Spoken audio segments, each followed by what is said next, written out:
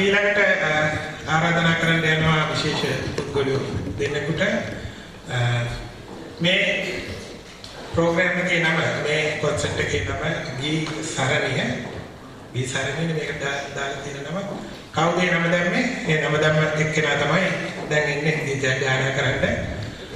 මధుරි අරම්පත්ත සමග ජයන්ත හපුවිද යුග ගීතයක් ගායනා කරන්න යන්නේ. අපි